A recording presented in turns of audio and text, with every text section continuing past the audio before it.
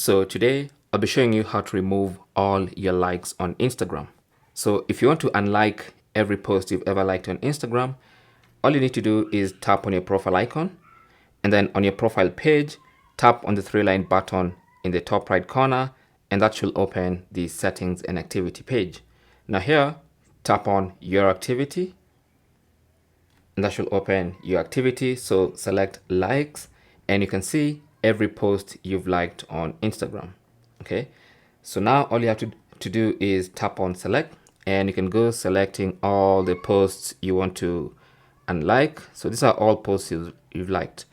If you want to, you can just go ahead and select all of them. It might take a bit of time, but this is the easiest way to unlike all your liked posts.